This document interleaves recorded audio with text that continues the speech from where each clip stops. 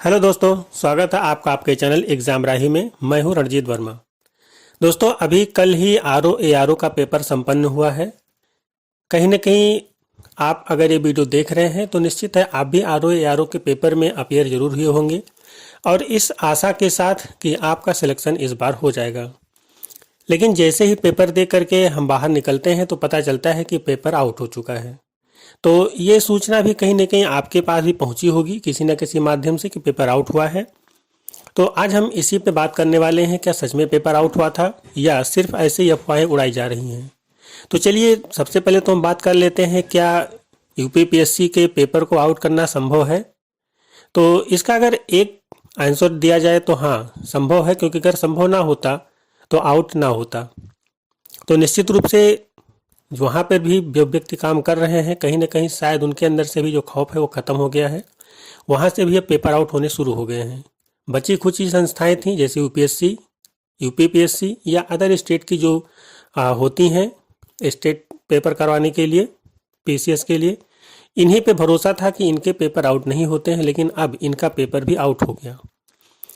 तो ये जो वायरल न्यूज़ है ये अगर मैं बताऊं तो एकदम सत्य है, इसमें कोई भी गुंजाइश नहीं है कि यह असत्य न्यूज़ हो।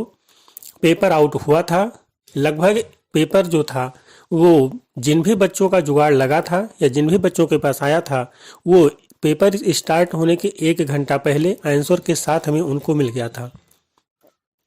अब अगर 1 घंटा पहले से उनके पास आ गया था तो निश्चित रूप से पेपर उसके पहले मिला था लोगों को, जो भी उस क्वेश्चन को सॉल्व कर रहे थे।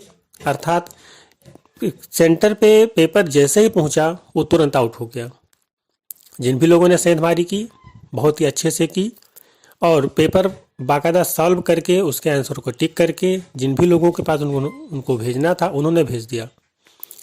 हम एग्ज़ाम में जा कर के पेपर दे रहे हैं इस आशा के साथ कि हमारा सिलेक्शन होगा, लेकिन कुछ लोग ऐसे हैं जो 100% श्योरिटी के साथ उसमें बैठे हुए हैं और वो 140 क्वेश्चन में 120 क्वेश्चन प्लस ही सही करके आएंगे, जो कि अगर हम देखें तो जो फाइनल मेरिट आरओ की बनती है वो 130 क्वेश्चन के आसपास बनती है, और वो भी दोनों पेपर को मिला करके, जिसमें 60 क्वेश्चन हिंदी के भी होते हैं। तो हिंदी के क्वेश्चन तो लगभग जो बच्चा पढ़ा होता है वो 55 के आसपास कर लेता है, बहुत दिक्कत उसको नहीं आती। यहाँ तक कि कुछ बच्चे जो हैं वो 60 में 60 करके आते हैं और सही भी होता है। लेकिन 50 से 55 के बीच में ज़्यादा से ज़्यादा बच्चे होते हैं। अब इसमें भी अगर हम उनके 120 में इस 60 को भी जोड़ दें तो 200 में 180 क्वेश्चन उनके सही हो जाते हैं, क्योंकि सेकंड मीटिंग का भी पेपर आउट हुआ था। मैं इसको कैसे कह सकता हूं कि पेपर आउट हुआ था? सबसे बड़ी बात यही है कि बहुत सारे लोग कह रहे हैं, तमाम यूट्यूब चैनल वाले कह रहे हैं कि पेपर आउट हुआ था। मैं बताऊं, मैंने खुद पेपर को देखा था। जब पेपर स्टार्ट हुआ था उसके पहले ही किसी बच्चे के माध्यम से ये सूचना मिली थी कि पेपर किसी को मिल चुका है, लेकिन वो पेपर उसके पास कितने बजे आया उस वक्त जानकारी नहीं थी। और जो मेरा आयोग पे विश्वास है उसके हिसाब से मैंने उसको यही बोला था कि नहीं, पेपर आउट नहीं हो सकता। कोई अदर वैकेंसीज होती या कोई अदर एजेंसी होती तो वहाँ पे चांसेस थे कि पेपर आउट हो सकते हैं, लेकिन यूपीपीएससी का पेपर आउट होना संभव नहीं है।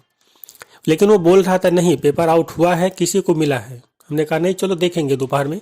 हम लोग जब पेपर दे करके निकले तो वहाँ पे हमने देखा जो पेपर में क्वेश्चन आया हुआ था, क्योंकि जहाँ जिस भी वायरल जगह से पेपर हम लोग के पास आया बाद में, तो उसको जब मिलाया गया तो क्वेश्चन पेपर सेम थे, उसमें कोई भी चेंजिंग नहीं था। तो इसका मतलब ये था कि पेपर 100% आउट हो चुका था।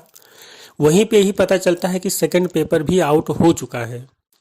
सेकंड पेपर के क्वेश्चन जो है वो भी जब बाद में मिलाए जाते हैं तो वो भी एग्जैक्ट वही क्वेश्चन होते हैं, उसमें कोई भी गुंजाइश नहीं है कि एक क्वेश्चन अलग है। कई बार देखा जाता है कि कुछ क्वेश्चन थोड़े से लोगों को लगते हैं कि इधर उधर हैं, आंसर दे दिया जाता है और पता लगता है पेपर में क्वेश्चन नहीं थे, लेकिन यहाँ पे ऐसा नहीं था। क्वेश्चन एकदम एग्जैक्ट थे, जो कि मैंने खुद देखा हुआ है, इसमें कोई शक नहीं है। तो अब इसमें आयोग क्या करेगा, आयोग इस पर क्या एक्शन लेता है ये तो आयोग जाने।